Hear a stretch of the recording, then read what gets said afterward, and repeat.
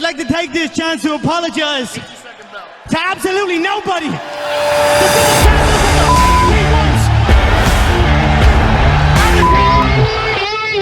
Someone tweeted, I don't know if it was Glover, put it on like Twitter or something, but it was Pereira they were like out like to lunch like outside, and he had like a sweater on, and then he had a scarf, but it was a towel. Yeah, this might be his first winter. Yeah, it's definitely his first winter. So that'll be big. I'm pumped at that. I'm so pumped that he won because he could finally bring the belt back to Glover's gym. Yeah, 100%. that was fucking awesome. Well, Glover had the gym, had the belt himself at the gym, and he had the 85 belt there, didn't he? No, he had the 205. Glover was the 205. He beat Jan. Remember, he got his neck. Was Pereira at Glover's gym when he beat? I think ever since he got in the UFC, I think he's been at his gym. Okay, yeah. Because remember when your buddy who trains there got the photo with him? I think he had like just signed. I think that was like very new into his UFC career when he was at that gym. Yeah, definitely. Okay. So do you hear what Jamal Hill said on his podcast? No.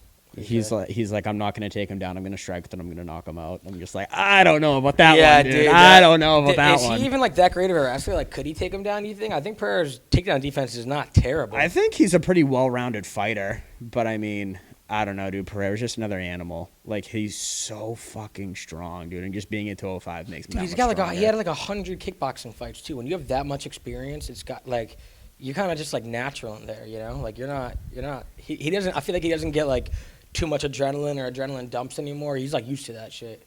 Yeah, I know. He's a specimen, dude. All the fights he had in kickboxing, and then would it take him 2 years to get a belt in the UFC? Yeah, and it felt like he only took like 5 fights, and he was already already fighting Izzy, dude. Yeah. And then he's just like, all right. Then he fought Izzy again, loses, then takes one fight at light heavyweight, and then goes for the belt. Yeah, it was. Yeah, he beat Jan, and then yeah. Fast track, dude. Has anyone ever run through the ranks that quick? Well, I don't know. Well, did you see what Izzy tweeted after? Because you saw Pereira said in the cage, right? He was like, Adesanya, come to daddy. Oh, yeah. And then Izzy tweeted a picture of Pereira knocked out with, like, the Elsa. Oh, yeah, I already saw that. Yeah. Yep. Izzy always talking his shit. I wonder when he's going to fight again, because he's like, oh, I'm not going to fight till, like, 2027. I'm like, we all know you're not going to take that much of a layoff. But well, and he had, like, the DUI or whatever, so. Yeah, he's kind of, I don't know. I think he should just take his time and just fucking chill. Give him, like, I don't know, end of 24. Yeah. Like, middle of 24. Give him like, if he wants to take a year. Yeah, give him like 9 months to a year. Give him like 3 years. Though. He'll be back. He'll either fight at the very end of 24, the very beginning of 25, I think. Because I mean, dude, he fought 3 or 4 times a year for like 5 years straight. It felt like he was the most. I think he was probably the most active champion we've seen in a long time. Probably since like Anderson. Anderson but a lot of his fights in the middle, they were flops. Like he would have some like banger knockouts and then just some like shitty fuck. I mean, still that's never leaving camp though. He's always basically in training shape. Like they like to stay that's active a fucking over there grind. in New Zealand, Australia. Same with Volk. He likes to stay active. A lot of fighters do too. Like McGregor always says about how active he wants to be, and he just never really seems to get it. Mm-hmm. And Dana White always claims that McGregor's always so easy to like negotiate. He's like, he's never the problem. He's always like down for anything. So I don't know. I think it all just kind of depends on the guy. But I can't wait for him to come back though. It's going to be for UFC 300, I think. Yeah. They might hold him off, but it's going to be a banger. I know, dude. I want to see him versus Chandler. I know Chandler's like, I think Chandler's a dog. I think Chandler's a fucking. I think Chandler's a great fighter. Yeah. I really do. I think and he fights like a fucking beast. I honestly think he's that. I think he's been like as advertised as like a dude who came over from Bellator, only had like one like fluke loss from like the nerve thing on like the leg kicks that like made him lose, but like. And similar to Gaethje, he doesn't just force the wrestling. Like, he's not a boring fighter to watch. No. Like, he's fun as fuck I think that kind of also hurts him not being like, oh, I'm going to be smart and take you to the ground. Yeah, he's like, if you want to throw, I'm going to throw hands. Yeah. And it's just absolute violence. If you're a nasty wrestler, you got to decide if you want to fight smart or be a fan favorite and fight not smart, or do what Kobe does and still fight boring, but just become the fucking heel and talk so much shit that even when you fight boring, it doesn't matter, you know? Yeah. Because they wanted to cut Colby after he won a fight. He had won a fight. They told him before the fight in Brazil, even if you win, you're probably going to get cut. He was like a respectful dude. Then he went and took the really like the heel route, went like villain route. Yeah, that was when he called all Brazilians a bunch of animals, right? Exactly. Yeah. Then there are people outside of his hotel like trying to get after him. That dude, kudos to him. I like nothing like we always hear like stories about fighters who go to Brazil, and it's always like this like Schaub story about going to Brazil and like this like thugs like they put like money in his safe like if he won and shit. Like I don't doubt it, dude. I don't doubt any of that stuff when you go to a place like Brazil. Yeah. Well, when Chael Sonnen went there, he had to have like armed security. Yeah. And be in like bulletproof cars and shit. Yeah, third world country, dude. Yeah. It's fucking They'll scary in some of kidnap those parts. Yo, yeah, they will. Human trafficking's huge down there, I bet. Did you? So the Aspinall Pavlovich, dude. Dude, yeah, I felt bad. At first, I only saw Sergey's highlights. I didn't even see anything about Aspinall. I didn't know anything about him much at all. But I saw Sergey's highlights. I saw him knock out Derek Lewis, and I was like, oh, dude, I'm putting the house on Sergey. And then after I placed the bet, everyone was like, oh, I don't know. Aspinalli's got the speed and power. And I was like, all right, we'll see. And, well, he fucking did it. I remember, like, Schaub, like, a couple years ago saying that Aspinall was, like, the next guy. He's like, he's going to be a problem. Like, he called it a while ago on his podcast. I don't know if I've ever actually seen him fight. I've maybe seen him fight once. But seeing him move in there as a heavyweight, 261, fast as shit, dude. He looks like a featherweight. Like we say, like, Cyril Gane is like so big and he moves like that. I think Aspinall is even more athletic than he is. I don't know. They're just becoming like more and more like freaks of nature, like specimens. All these fighters, you know. Yeah. You can't be a guy like us, like a Roy Nelson, and like fight anymore in the UFC. You got to be like a world class athlete. Yeah, it's transformed. Not that I feel like I'm seeing like the tail end of it, but like I've also like seen like the older fights, and I'm just like, holy shit, dude. Like you look at some like these bodies, I'm just like, no way. Like some guys move. Like even like Liddell was kind of like a stiff fighter, wasn't he, when he fought? Like, dude, there's no way Liddell would do like shit. Well, I mean, he had a good takedown defense. He was like a decent wrestler, I think. But I feel like with his gut and like the freaks in there now, what was he, light heavyweight? Like no. Him and Tito were light heavyweight. I think John Jones would destroy Chuck Liddell at any time. I mean, that's only been like, what was that, like 20 years ago when he was like the man, and that was. So that means that it was 2004. Yeah, 20 years ago. It's only 2004 now. Damn. Yeah, so that was like 20 years ago when he was at the height of his. And look at 20. Well, Tito was the face of it at first, and he was just ducking Chuck. Like he was the face of the UFC. Yeah, then Chuck blasted him. Because actually, Dana White was their managers, and before he became the UFC CEO, and then once he became it, he was still their managers. It was like major conflict of interest. And then he hates Tito, doesn't he, Dana? Oh, yeah, they had major beef because Tito went in with the shirt that said, Dana is my bitch, to weigh-ins. He took his sweatshirt off, and that was his shirt. Dana was pissed. Well, I watched the documentary, and they said Dana, like, they went up to, like, Northern Cal, and they brought both those guys, and they sparred, and Liddell fucked up Tito. And then they go, like, what do you think? He goes, I think we backed the wrong fucking horse. That's exactly what he said. He's like, we should have picked, because like they kind of were riding with Tito. After that, he's like, dude, Liddell is the guy. That's the guy who we need. He's the face of the UFC. Yeah, but what's Tito's nickname? He was like that's Uriah Faber, the California kid. But he was like the golden boy of California or whatever. Like he could sell fights back then. I don't know if people liked Chuck for who he was, but he wasn't really like selling fights, you know? Yeah, he just kind of roll in and just throw hands and call it a day. Yeah, he wasn't. Not that I really know, but just like what I know. Or what I've seen. But, dude, that whole card, I was really sad Mackenzie Dern lost. I think the entire UFC community was extremely sad about that. Yeah. That was a tough one to watch. Well, I put money on Andrade right before it, so I was...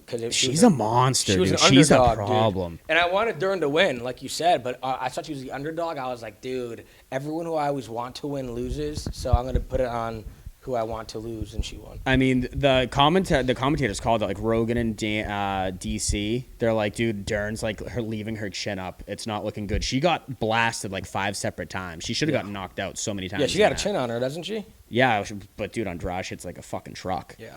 But she was just like every time she goes in for a strike, she she pulls back and leaves her chin up, and sure enough, dude, she was getting fucking stunned left and right. Mm-hmm. That was tough to watch.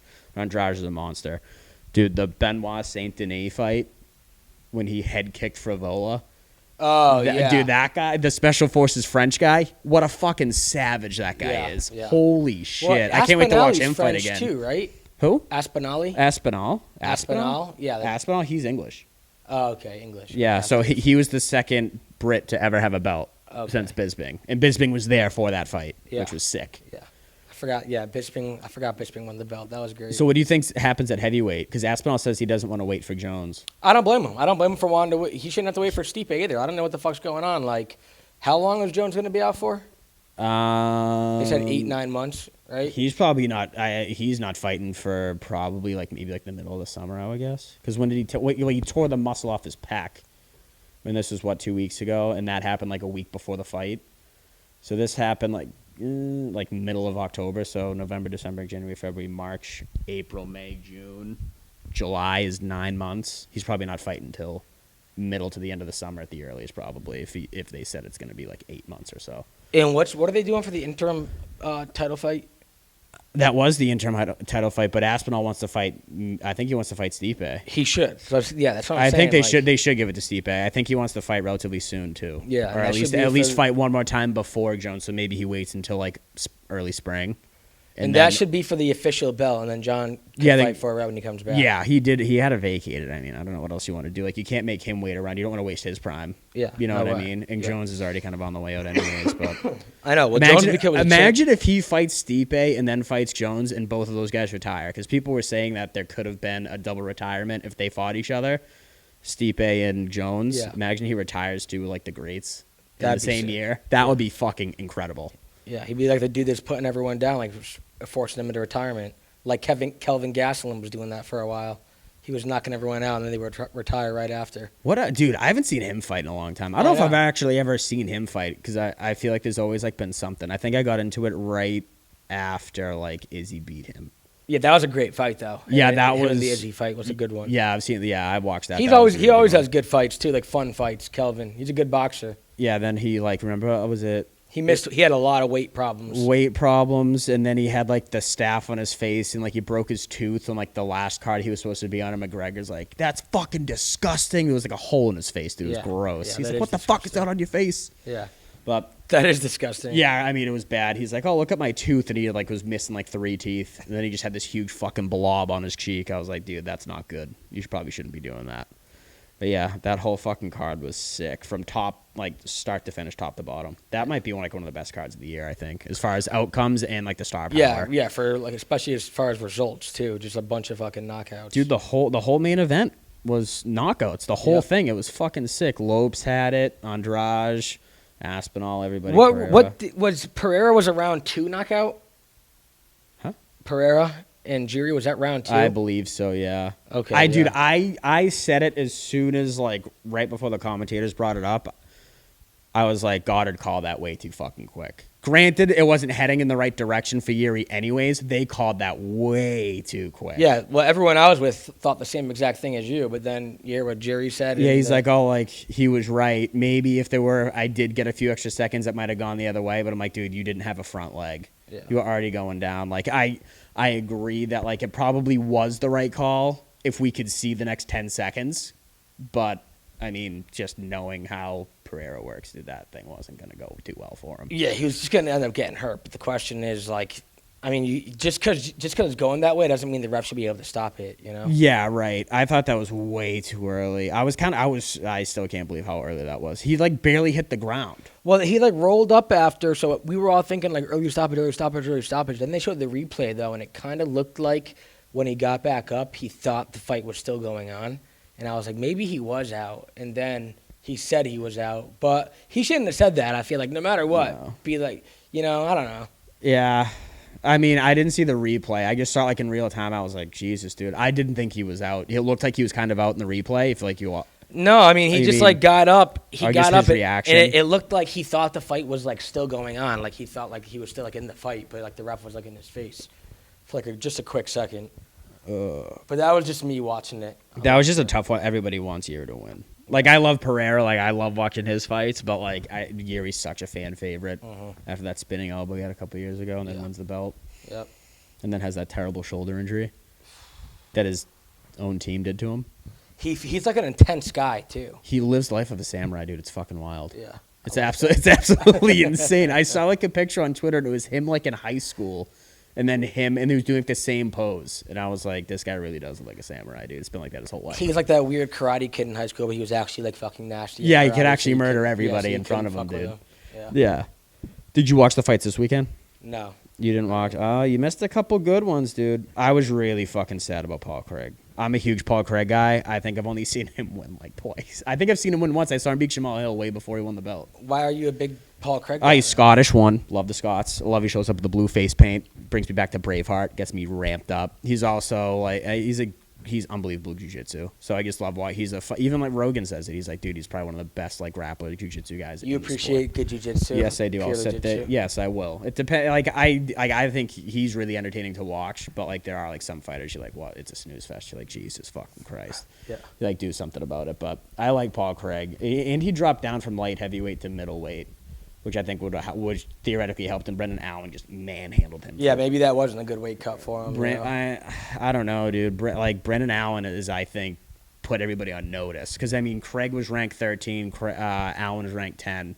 Granted, he's still 3 spots above him, but like he manhandled a guy who's known to be a great jiu-jitsu guy. Yeah, he's gonna have to get a higher ranked opponent next for sure. Yeah, I think Brendan Allen. I think he put the division on notice. Mm-hmm. I really do. It was like that much of a performance. Paul Craig was always on his back, but like just couldn't do anything. It was Brendan Allen the entire ride. Well, real quick, I saw that there was. I don't know if the UFC had like a just like a test thing where they had a bunch of kids like apply for like jobs or whatever, but Dana said. There was one kid who like won some award, and Dana said Dana actually hired him officially to the UFC to be a matchmaker. And in the interview, Dana was like, "This kid is a fucking encyclopedia. He knows every name on every card, no matter where the fight is." And I was thinking to myself, I was like, "Dude, that's Mikey Stack. Like Mikey Stack could have this job better than this kid and be a fucking matchmaker for Dana White." I don't know if I want to be a matchmaker, but I would definitely. I tried to. I fucking made that scouting report. I was 3 months into the UFC when I sent that like scouting report, like fight report in to Dana White when I mailed it to him. Yeah. The one with Izzy and Costa. Yeah, that was a wild move. Dude, that was wild. I was like, fuck it, dude. I don't want to work corporate. I'll work corporate over there, dude. I'll go move to Vegas. That'd be sick working for the UFC. That'd be so sick, dude. Yeah. Imagine Dana White as your boss who says, fuck Peloton, like, I don't give a fuck. And then, like, you work for that guy, you can do whatever the fuck you want. Yeah, it's when you're at that level, though, and you're, like, hanging out with Dana White, actually, because, you know, when you're probably starting out low, you're probably talking to, like, fucking low-level people. Yeah, but still, just knowing that he's, like, your boss's boss, and, like, you could probably say some fucked up shit, and we'll get away with it, that's pretty sick. Yeah. Have you looked at this? What do we have for next week? Oh, Dariush is next week. Oh, dude, the big news about this week's card. So the Dariush card, Hooker and Bobby Green, Dan Hooker's out. Wow. Hurt the same arm he hurt against, who did he fight? That was going to be a banger, too. Yeah, he hurt it. Everyone loves watching Hooker He hurt fight. the same. He fought Jalen Turner. It's the same arm he hurt in that fight that he re-injured it. Okay. So now Bobby Green's going to have to fucking go short notice into somebody. They don't know yet, though? They didn't give him anyone? No, the news just dropped that Dan Hooker was out. Oh, that's not the news that dropped like an hour ago? Like, I was literally in the car picking Pat up at his house, and I was like, fuck, dude. Yeah, give Dana like a day. Dana will have someone. Like Dana will have that encyclopedia kid just fucking rip up a dope matchup, dude. Font's on the next card, too, with Figueiredo. Sean Brady's fighting. Oh, Brady and Gaslam are fighting this weekend. Gaslam? Yeah, Gaslam and Sean Brady, dude. Nice, hell This is a sick fight night, dude. Dariush and I don't even know. Who's Benio fighting, though? Arman Surakian. Oh, is that going to be like a big I think he's match? Armenian. Is the kid like nasty, though, but kind of unknown? How would he be fighting Beneil Dariush if he was not nasty? I mean... Beneil was going to get the title shot, but he has better takedown accuracy. Who did he get destroyed? Oh, he got destroyed by Charles Oliveira, didn't he? This kid fights out of ATT. He's probably a beast. 20-3. Beneil was 20-3, 8 knockouts, 5 submissions. What's his last 6 fights though? Go to the sheer dog. KO, decision loss, KO win, KO Who win. was lost to? Gamrot. Okay, that's a name. I mean, it was a decision, so it went 5 rounds.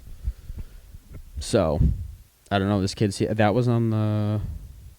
Oh, he was the main event on that card. He lost to Gamrot, but I don't know. He seems to be fighting. It was Joaquim Silva was his last win, and some Damir Ismagulov. I think he's like Mongolian. I think. Well, he's got to be up and coming because Beneil was doing nasty. He just lost to Charles Oliveira, didn't he? And the winner of that was going to get the title fight no matter what. Yeah, he got smoked too, but his weight cut looked so bad on that weight cut. But yeah, Sean Brady and Gaslam. I think this is the first time I've seen Sean Brady fight since he lost like over a year ago to Bilal, when Bilal knocked him out. I think that was an Oliveira card too. That was the last time I think I've seen Sean Brady fight. That's not a good sign if Bilal knocks you out, though. Bilal's a good fight. Oh, dude, Clay Guida's on this card, too. Yes, that's a fan favorite. Yeah, too. Clay Guida. He's got to be on his way out, though. It's Joaquim Silva. Misha Tate's on this card. This is low-key a sick fight night card. Jared Gooden. Yeah. This is actually wicked. This is like a really good card. And then what's the next pay-per-view? It's going to be the 16th, December 16th. Oh, so we got like a month. Yeah, so we got a month for Pat to get the equipment and for me to tell my work I'm taking a Sunday off. Yeah, definitely. That will be worth it. We'll go over that card when it happens, but it's Edwards, Colby for the belt, and then Pantoja and Brandon Roval. And then I'm a big Pantoja fan. Rachmanov, that the Mongolian that Laura Sanko's in love with. He rolls out with like the fuzzy hat and shit. Mm-hmm. He's fighting Stephen Thompson, Ferguson Pimblett, Vicente Luque, Ian Gary. Oh, Tony and Pimblett's on that card? Yeah, dude. We need to get that. Josh Emmett, Chickadee is on that card. Irene Aldana's on that card. Garbrandt and Kelleher on that card. Casey O'Neill. Wait, Garbrandt's fighting who? Kelleher, Brian Kelleher. Is that bantamweight or featherweight? Bantam. Or no, it would be flyweight. And then Casey O'Neill's fighting. Alonzo Menafield and Dustin Jacoby are fighting each other. That's Randy Brown's on that card. He's the opening fight. That's a really good card. Yeah. We'll go over that in a few weeks, but that is the one I want to do the live show for. 100%. We'll have a few drinks too, a few cocktails. A few. I'm gonna be drinking like 2 cases. Yeah, we'll be getting fucked. I don't know where it is though. Are they doing it in England? Because that means that the time change, we're gonna start drinking early. Oh yeah, if it's in England, because they're 5 hours ahead. Yeah, I would imagine they would give Edwards that. Oh no, did he win the first one against Usman in England, or was it the second one? I think it was 2. It was 2. The second one was in England. I don't know where this fight is. I wish ESPN would fucking tell me. But that's gonna be so sick. Because we haven't seen Covington fight in a minute. No, he's been sitting out for a while. Who was his last fight? Usman? No. It couldn't have been Jorge. Jorge No. Masvidal. Yeah. No way. That feels like that was like ages ago. It was a long time ago too, and they had the whole fucking. Well, that whole weight division ever since Leon's won, like even like his last 2 fights in that division, it was him and Usman twice back to back. Ever since then, that division's been like so quiet and like there's been nothing going on. And is Usman gone from that division for good? Is he middleweight now, or he's gone for that last fight? Like, because I feel like Usman's still in the mix down there. I think he could still be in the mix, but I don't think it hurts to. I mean, a guy like that who's been around a long time, I think the weight cut may help him a little bit. But I mean, he's a big guy. He's a big guy in that weight division. I mean, I don't know. I don't know if that might have just been like a fuck it. Well, then didn't Dana say that one of them was going to be getting the title shot next at middleweight? I thought so. And then I don't. Hamzat or Usman, if they won, was and Hamzat won, but then. So he wants Pereira too. He called him out. Hamzat called Pereira out on Twitter like right after. He did. What do you think? What do you think about that one? Because that's going to be rough for you. Those are 2 of the dudes who's like dick you ride hard. I don't see it coming up for Hamzat. I don't. I think Pereira's like, he's the deadliest fucking person I've ever seen, I think. Yeah. You think you could stop Hamzat from taking him down, though? I think that could be. Because Usman's a good wrestler and was barely able to stop him sometimes. Didn't stop him other times, you know? But Pereira's got good takedown defense. He did fight Jan. I forget how he did. He beat Jan. I forget how his takedown defense was. Yeah. And is Jan even that good at takedowns? Because Hamzat goes straight for you. And he gets a lot of momentum. Like he just like he sprints at you. It's like a tackle. It's not even like really like a takedown. It's just sloppy. It's very sloppy. I want him to fight Bo Nickel. Bo Nickel said if he like, I'd love to see Bo Nickel fight him. He's not gonna fucking. I mean, he might like on his feet be able to knock him out. I don't really know how good of a striker Hamzat is. I know he knocked that one dude out a few years ago when everyone was questioning his striking. But he definitely wouldn't wrestle. He definitely wouldn't ragdoll Bo Nickel around wrestling. No shot. I don't even care. I don't know, dude. That Chechenian DNA. That's some scary shit to play with, dude. Dude, no. Bo Nickel's like, he's like American made, like probably like throwing bales of hay around and shit. But dude, Chechnya, like that's different shit, dude. That's he's a D1 national champion like 3 times over. Yeah, but then he was also, he went to the title his freshman year, didn't he? He'd been to 4 national championship. Yeah, probably. Matches, I think, right? Yeah. So I'm just saying there's no way. He hasn't fought since July, Bo Nickel. Yeah, I believe it. I missed that fight, dude. I was trying to like load up the card and it wouldn't load. That was like the one fight. And it was like the first fight on the main event, and I missed it, and he won. Yeah, and he's like dominated the dude too. Did he knock him out? Did he knock him out? He knocked did. him out quick. The dude took the fight on a short notice though. Did he? Yeah, very short notice. I don't remember that. I felt real bad on the embedded, like when he flew in, like he had like no team around him. He took the fight on like 24-hour notice. Who was he supposed to fight?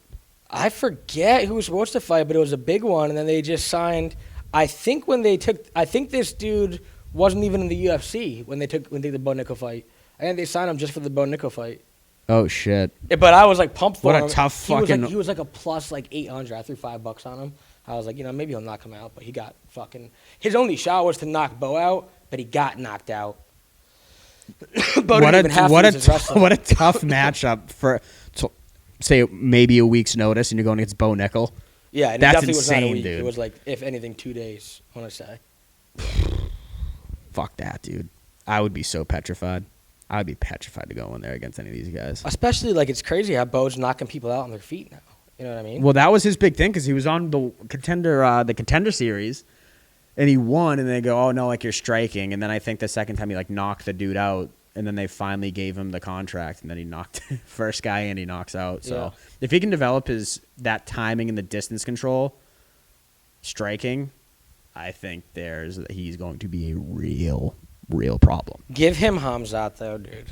Please. That's what. Well, he was saying when he was like won the contender series. He's like, dude, I want to fight Hamzat. Or he was saying that right after his win. He's like, I want Hamzat. He's like, this is the guy everyone's fucking talking about. I want him because he has really like unorthodox, weird wrestling too. Like he'll kind of get taken down, but do like some weird shit and like roll and like. I just feel like he'd give Hamzat a lot of problems. But like you said, I think if he gets his striking down, he's gonna give anyone problems. He might be a champion. It's like sooner rather than later. I mean. If I wish he'd fight a little bit more, unless I don't know. He's definitely one of the best wrestlers in the UFC, if not the best. Yeah, the thing is, though, some of these guys the UFC knows, like a Sean O'Malley, they take it easy. They like give him kind of not like layup after layup, but like they build him up instead of just being like Patty Bimblett. We're seeing him with that, like seeing that with him. Yeah. Like they're just Patty like, Bimblett sucks. Let's take the time, let's develop him. Like let's not fucking get him in. Let's not get him killed, so it ruins his confidence. Like they don't want another Kevin Lee on their hands. You know what I mean? Yeah. But Patty Bimblett is not. I don't think he's that good though. He lost to Flash Gordon, dude. He lost that fight. I don't give a fuck what anybody says. Flash Gordon won that fight. I didn't even think it was fucking close. Yeah. Well, and now they're giving him Tony Ferguson though, who's supposed to be on the decline. Yeah, who's training with Goggins. So he needs to win this. He's puking left and right. Have you seen the videos of him, dude? Oh yeah, he got through Hell Week. He is puking left and fucking right. Goggins with that said guy. Tony was the first person to ever get through his Hell Week. But he does everything with them too, so it's not like Goggins is just doing it. Like yeah, so he's like the fat coach on the sideline. Yeah, he's doing everything right, fucking like next to him. He's doing it even better than the guy. Like, but he said at one point he thought Tony was broken, and he called his friend. He's like, "I'm gonna finish this motherfucker tonight. He's gonna quit tonight." And then like later on that night, Tony was like puking and like, boogers and everything coming out. And he said that he said something to him like, "You done?" And Tony like smiled and was like, "Not till you say so, coach." And he was like, "Oh shit. This guy's a fucking maniac too." Tony's an absolute fucking maniac, dude. Yeah, I love Tony too. I really hope. He's got to beat this guy. I'm just sad that I've never seen a Tony win in my life. Yeah, you missed his like fucking 11 fight win streak. I missed the 11. You became a fan at the worst time, dude. I know, dude. You needed like a global. I basically missed all. I missed John. Look into the UFC. I missed John Jones' entire fucking career. By the way, the first fight I ever saw John Jones fight was when he fought Gain, and it ended in 30 seconds. Yep. That's the first John Jones fight I've ever seen. Yeah, because you would have just missed the Reyes fight because that was 2020 February, I think, right before COVID broke out. I thought he lost that fight. I was watching that fight.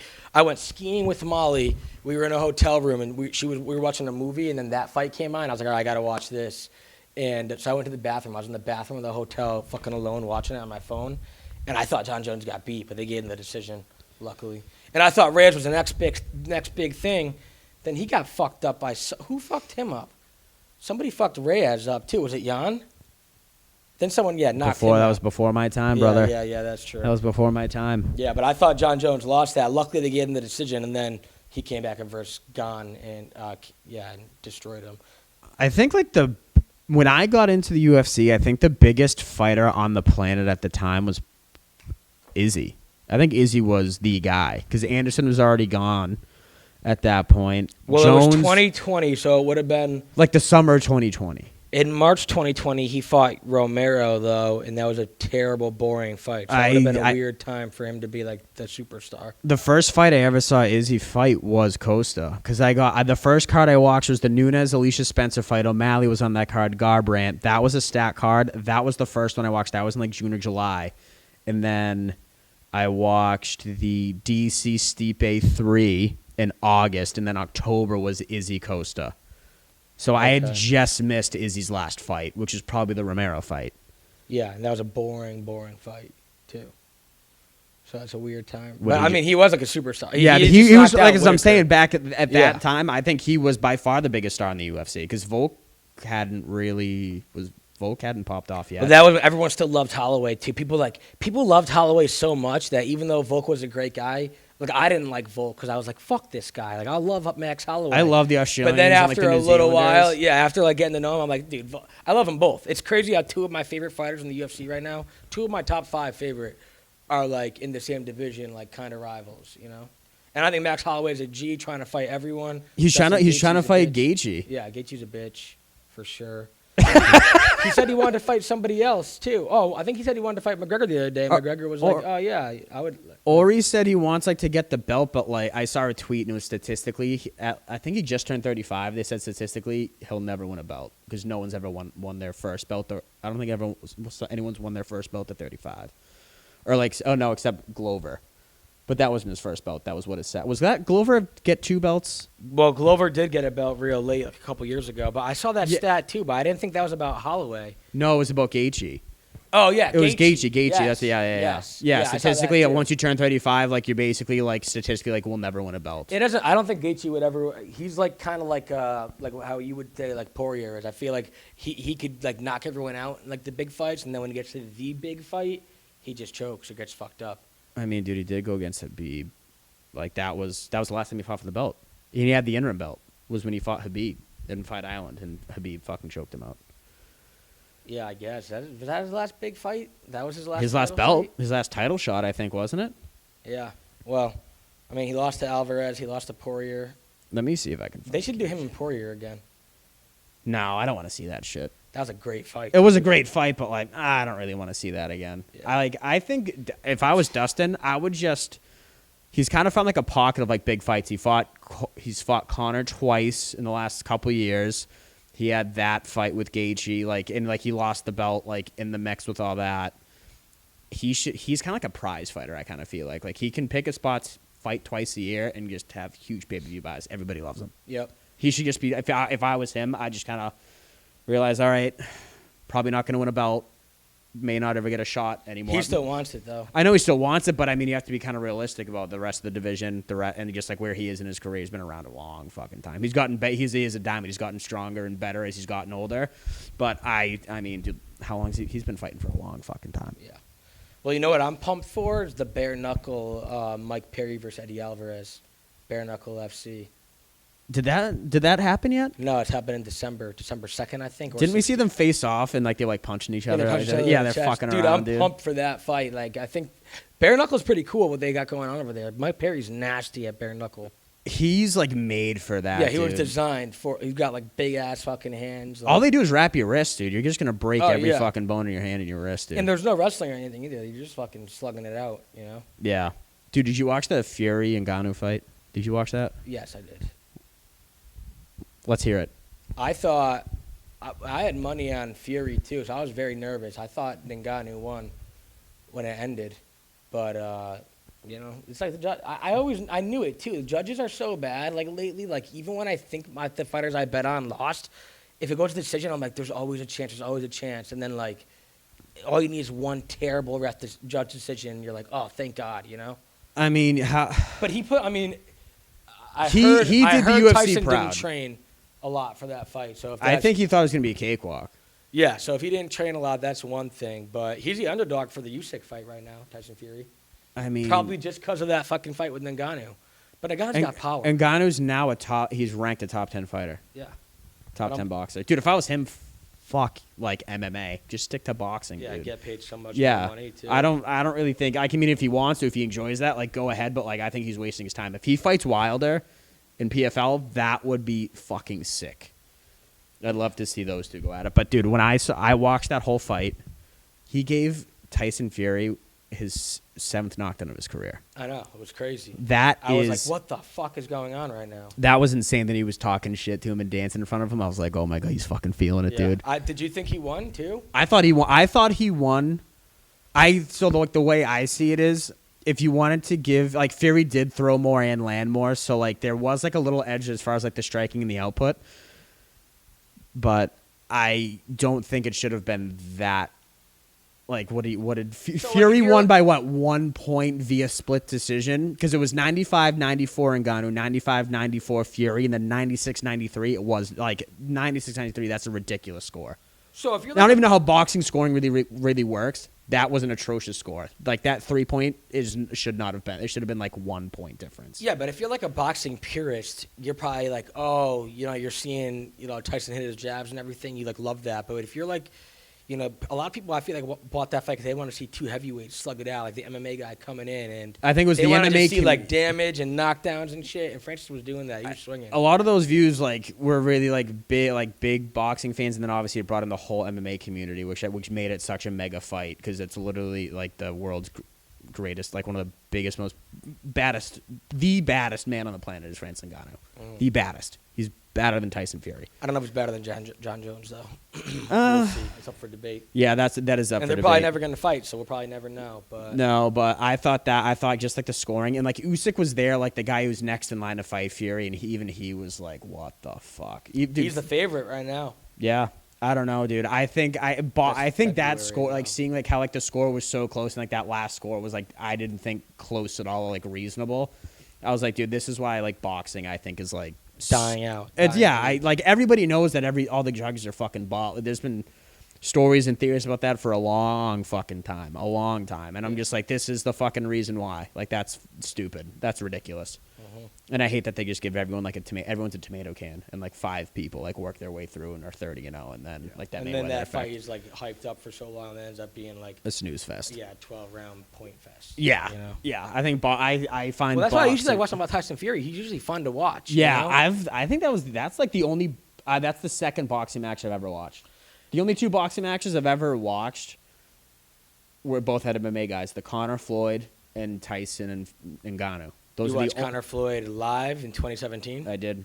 You did? Okay, yep. Good. I was over at my buddy's house in Chelsea that night. Yeah, that was a great Talking one. to neighbors who were Spanish, couldn't speak So you weren't even a fan back then, but you just like... Everybody knew Conor. Like, that's like the outreach he had with someone. Like, I always like kind of kept like my eye like on the UFC growing up. Like, so you weren't like a hater or anything? Like if people had the UFC fights on, you weren't like, oh, fuck this? No, I didn't really know. I didn't really like to watch because I didn't really know anything about it. So like... You got to know people. In like 8th grade, like was like the Rashad Evans, Rampage Jackson, Tough. I watched that whole season. And then I think I watched another one. Well, dude, once you have people you like and don't like, even with Molly, like Molly became somewhat of a fan with me. She would watch some pay-per-views, and I would just show her like promos. I showed her like the promo for McGregor Diaz 2, and she was like, "Oh fuck yeah!" Like they do really good promos. The UFC, they have a great marketing team. I showed her like the Garbrandt promo with Dillashaw, and she was like, "Oh fuck yeah!" Like, they get invested. If you watch the promo, anyone can get invested. My grandma could be like, "Oh, I want this guy to get his face punched," and then you get to watch it happen. It's not like they're going on a basketball court and dunking on each other. They're actually going to go in there and trying to hurt each other. Their marketing is unbelievable. Yeah, I think UFC does. 100%. Oh, 100%. That's what brought them to the next level completely. And they switched it up. It used to be very barbaric, like you used to be able to like stomp and shit, and like nut shots were legal at one point. I think the only thing illegal was like eye gouging at one point. You used to be able to wear shoes. You could wear one glove if you want to and have no glove in the other hand. Oh yeah. People wearing boxing shoes and wrestling shoes in there and shit. They try to make it really like of a pro sport. They put guidelines on it, put some marketing behind it. Now it's like, now people are getting paid. Good athletes are trying to be fighters now. Yeah. Now we'll see, like, if a LeBron... Well, they got to get paid a little bit more, but we'll see, like, if they get paid more, like, we'll see if a LeBron James didn't play basketball and decided to fight. Imagine how fucking... Yeah, like, if they can pull the youth like that early, which I think we're starting to see with guys like Bo Nickel. And, like, tell me Bo Nickel couldn't go out there and be, like, a full... Like, go play football and do really well for himself, or go, you know what I mean, or any other soccer. But and you got Messi in But Miami if you do grab the youth like super young, and you are getting the best athletes, and you're giving yourself the best chance to win.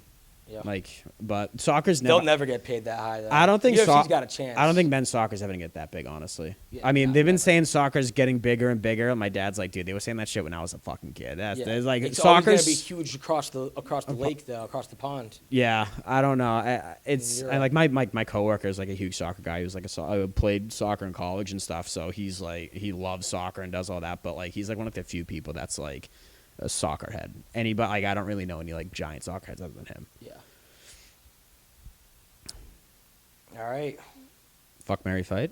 Yeah, let's do a fuck, marry, fight. All right, Pat. What Let's are we thinking for fuck, marry, fight, fellas? I don't know. Give me 3 names. Give me 3 fucking names. I want to do it. I don't want to have time to think about it. You don't want any time to think about it? We gotta have Pat give the fucking names, and you and me don't have time to think about it. It doesn't even have to be fighters. Fuck it, dude. I don't even care. Throw anybody in there. Yeah, throw one person in the MMA community in, and then 2 randos. One could be a fucking hideous horse. One could be a supermodel. Whatever you want. It could be 3 hideous horses. You could do Cyborg and 2 disgusting girls. Whatever you want, dude. Switch it up, though. Pat looks nervous right now. We don't have a mic for Pat yet, people. But when John Jones and DC fought for the first time, I was like, became like a brand new MMA fan at that time, and I wanted DC to win. I was like, oh, fuck this John Jones guy. John Jones won, and then I was like, became a big UFC fan. I was like, oh, fuck DC. He's like a dork, you know? Yeah, the only fight I've ever seen him was Stipe 3, and then he got poked in the eye, and then he was really butthurt about how like he couldn't see out of his eye the whole fight. Yeah. He'll do that. He's an eye poker too. He was a big eye poker in his day, Daniel Cormier. Oh, was he? Yeah. I mean, and John Jones. He had a second eye coming out, dude. Yeah. Well, that is fucked up, to be honest with you. Dude, figure something out. Dude, that was a huge. Yeah. Well, Rogan's always said it's the gloves. He talks about how like this other company has these patented gloves that like. Yeah, the gloves that force your fingers a little bit closed. Yeah. Apparently, it fucks with the grappling though. Oh, really? He said that the grappling doesn't really get affected, but I don't know. Yeah. I don't know. It all do. Nope. I have no idea who that is. Is that a WWE girl? Yeah. I know her, yeah. Mikey hasn't been around for a while. He doesn't really know much outside of the fucking UFC, Ireland history. I don't really know Irish history that much. Pat knows more than I do after football. Getting back from Ireland this past week. I know, dude. How was that? I got to do a trip to Europe soon. I got to get my money up, though, before I can do that. We got to get this podcast, start making some money. We got to do it the drunk show, or drinking show. Yeah, the drunk live show. What do you want to name the drunk live show? Oh, I don't know, dude. Something good, something real good. Because we have to have a guest every time. Well, not every time, but it'd be cool to have some guests on when we're drinking. Yeah. Funny guests. Yeah, we'll have to see. Yeah, we'll have to see who we can scrape up. Maybe we'll get Dan Casper out there one of these times. No, Dan's not gonna do it. Well, he could sit in the corner. He can be off camera. He's not gonna not come watch the fight just because he doesn't want to be on camera. Yeah, he can sit in the corner and say his ridiculous shit, and then we'll just laugh and no one will hear him. and then the one thing that he does say that they catch on camera, I'll be like, "Whoa, did you guys hear that? Dan is perverted." Dan's canceled. All right, 3 names. Okay, 3 actions. Okay, we'll take it. Yep. Yep. Okay. I am marrying Jennifer Lawrence, smashing Cameron Diaz, killing Lindsay Lohan. And Lindsay Lohan I was a big fan of. Jennifer Lawrence I think is awesome, and Cameron Diaz I don't think ever was a crackhead.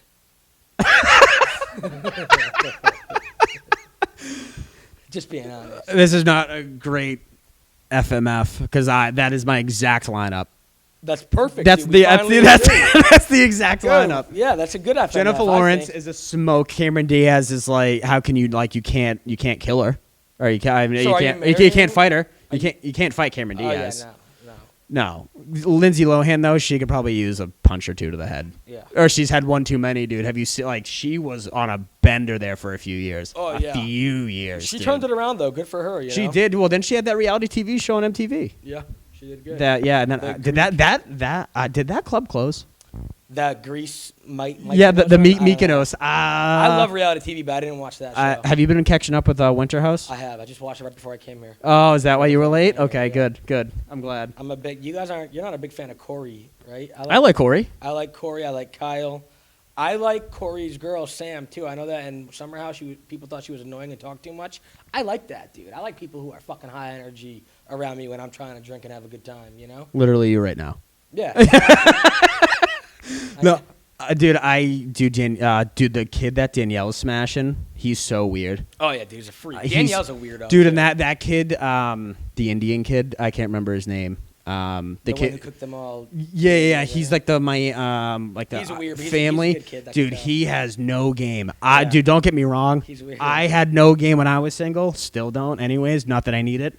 But holy shit, it is so cringe watching him like hit on girls. Yeah, I like want to dig my head into the sand. Yeah, it's so insufferable. It is cringe. That's the best word to describe it. Like, it makes you go like, yeah, my skin crawls, dude. Yeah, and he's like, no homo, Ew. good looking kid. Great looking kid, and I'm just like, You can tell he's a good I'm kid, like, dude, too. you don't like have to like say anything. You'll be fine. And he's just like so weird with people. Yeah, you can tell he's a good kid though. The kid that Danielle is having hooking up with, I think he's just a weird. He might be a good dude. He's like he's such a fucking slut, guy. dude. That guy's a slut. I wouldn't want to hang out. He's not the type of dude. Like I don't see him. I don't want to. He's not the type of dude I want to hang out with. You know, like if I'm going to a Vermont house, I don't need him there. I love like Corey, Kyle. You know, even like the Schwartz dude seems like a good time.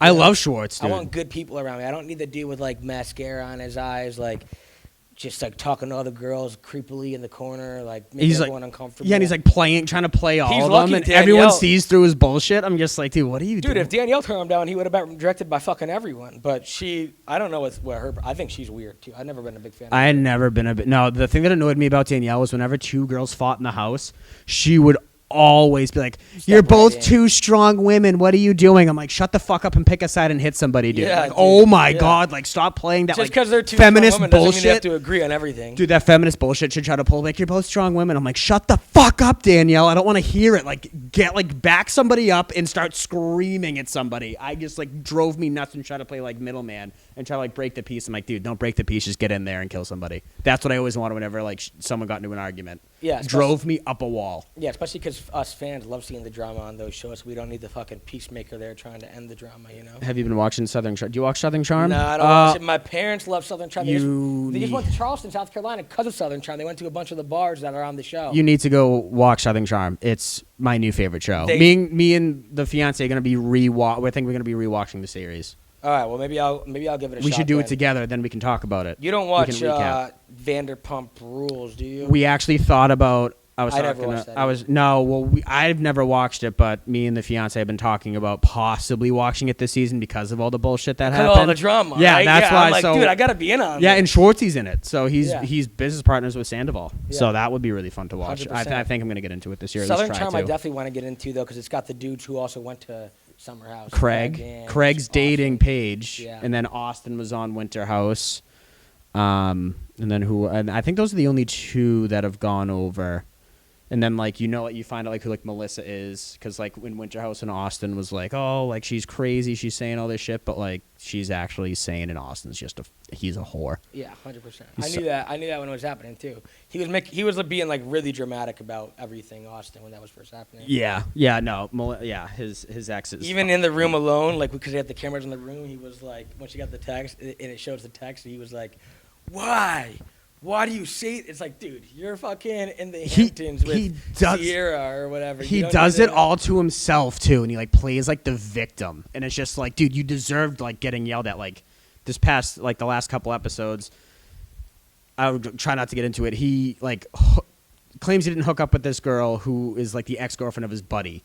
And then, like, they lied to everyone. Then everybody found out, and then Shep freaked the fuck out on him. And then, like, the next episode... they're having dinner together, and he's like, dude, you were like a fucking psycho. And it's like, dude, he had every right to blow a fucking lid on you about that whole situation hooking up with his ex-girlfriend. Yeah. And he's just, like, trying to play victim. Like, dude, you didn't have to, like, go crazy on me. It's like, what the fuck, dude? He should have hit you in the head. He really regretted when he told everyone that Lindsay touched his dick after Colin and Amanda's wedding or whatever. And that got her. He really regretted that because he was, like, fucking, like, dreading having to have that conversation. And then Lindsay just, like, talked him. I feel like she probably did, like, grab his leg or his dick or something, but he was not ready for that argument when it happened last Winter House. No, dude, did you watch the Andy Cohen, like, the live, like the whole BravoCon? They were on the same stage, Carl and Lindsay. Oh, it was so awkward. Really? Oh god, you could. Oh yeah, it was so awkward. I loved it. I'm a big fan of Carl too, but I feel like that's kind of like kind of fucked up, you know. I didn't think they should get married because I was like, dude, you're sober and she's like a maniac. But they were just like engaged, about to get married in like a month or whatever, and then he just called the TV producers and said, meet me here. Called Lindsay and said, meet me here, and then just dumped her on camera, apparently. We'll see it in the next season of Summer House, they said. But apparently, he had, like, the camera crew come. Yeah, he had it all queued up. Yeah, she's like, why would you do that? Like, why was it behind closed doors? I'm just like... And they went from living together and being engaged to just done. Everything. Like, all on camera. Good, she's a fucking psycho. Yeah, she's a good time, though. You could tell she's a good time. I like Lindsay and Carl. I like them both. I like them separately. Like, I hate Lindsay, but like she is like very entertaining and very like dramatic, and like that's like great for the show. She's fun though. I'll go to a bar and drink with Lindsay. I don't want to go to a bar and drink with Danielle. No. I pick Lindsay 10 times out of 10. We'd be having a fucking great time playing games. Just they'd be talking your ear off nonstop. Danielle would just be like fucking, and that Alex kid would be sad weirdo. Alex gives me the heebie-jeebies, dude. I don't like him. But dude, you know who I do love is Amanda. She's one of my favorites. Yeah, she's good. And I don't like she talks in the baby voice a lot recently though. That's fine, dude. They're married. Let them have it. They also have baby. They got the baby puppies at home. Yeah, but sometimes she's like, "You should go to bed, right, Kyle?" And I'm like, he's also blackout drunk when she's talking like that. So it's like you have to talk to him like a baby because he is one. Yeah, just a big old drunk baby. All right, is that it? Is that all I think that's it. Covered everything. Recap the last one last thing. Jake Paul's supposedly training to fight MMA. He's gonna do it end of the year or end of 24. Good. He's putting his money where his mouth is. I respect that about the kid. He's we'll see if he makes the walk. Words are swirling around that Nate Diaz is like saying no to that fight. Yeah. What do you think? I think Nate is. Well, if Nate wants to do that fight, he better be getting paid like crazy money or whatever. Like, I don't know. The whole Paul's playing like the legacy thing, like his legacy is on the line if he loses to me, which he doesn't, dude. You can't train MMA for a year and then go against a black belt jiu-jitsu guy. You can't, there's no way. Yeah, I don't even think. I don't think. But Jake Paul is so much bigger than him. I think Jake Paul is going to be way heavier. I think he's going to be on steroids. I think he would still definitely get beat, especially since Nate Diaz doesn't get knocked out. Like his only hope would be like to KO a dude, but Nate Diaz could eat every shot. So. Yeah, but I don't blame Nate for not being like, oh, I'll just take it. I feel like Jake's trying to get him so pissed that he takes like whatever deal they give him. But he needs to be the A side in MMA. He can't be like Jake's little fucking puppy dog. Like Jake and the PFL guy. Like we offered Nate. What do you mean we? Did PFL offer Nate or did you offer Nate, Jake? Like yeah, unless he's trying to act like we're both throwing money at him. Piss him off into being like, fuck it, I'll just fight him. But Nate should get the real good. Yeah, I don't give a fuck what you give me. Yeah, then that's actually not a bad like theory on like why he. That's not a bad theory. Yeah. That he's just trying to piss him off. I don't think Nate's afraid to fight him at all in MMA though. 100%. No, he shouldn't be. No. But how much bigger is Jake than Nate? Nate's a string bean, dude. I feel like Nate walking around is probably like 180, and Jake's probably like 205. And I don't think he's walking around at 205. He's not that tall. Dude, he had to cut weight to make the 205 boxing versus Tommy Fury. He had a cut to He had a cut? Ooh. All right. I didn't know that. It was like 197 or 205 or something. Oh, yeah. The weight class is so different in boxing. Yeah. It's like every like 3 pounds or something. They have a division or every 5. But he's roided up. You know, he like. Oh, dude. He's on the sauce, dude. Yeah. There's no way. But I think Logan's on the sauce too. But Logan does like. But he does WWE and shit. Like you have to be on the sauce for that. Dude. Yeah. But he probably does like the cycles. He does like a lesser dose. He still got his full head of hair. Jake just looks like disgusting, like roid head, like. Half bald, acne, sweaty, like dude. Sign the contract, big boy. Yeah. Sign the contract. Yeah, stealing that from Bob Sapp too. You'll never steal Bob Sapp. I thought he stole that from Tyson. Tyson said that. Oh first. Yeah, Tyson said to Bob Sapp. Yeah. Yeah. Sign the contract, big boy. Yeah, and then Sapp said, "I'll sign it in blood, punk." Gets knocked out immediately. All right, dude. So what's this? The fourth episode? Fourth episode of in the books? This is our fourth or fifth. This is our fourth. Oh wow, we skipped a few weeks. Fourth, yeah, we did because you had Halloween. Pat was in God's country over in Ireland, so now the boys are back. Okay. Boys are back. We'll do this again next week. 100%. Talkin Malarkey, Instagram, Twitter, Facebook, TikTok. Just kidding. About 3/4 of those. Yeah, Twitter and no, not Twitter yet, but Instagram. Yeah, follow us on the gram. We'll be posting shit. We'll have some clips once we do the drinking episode. Yep, drinking episode. We plan on doing a live drinking episode. Keep that in mind. We'll keep you posted.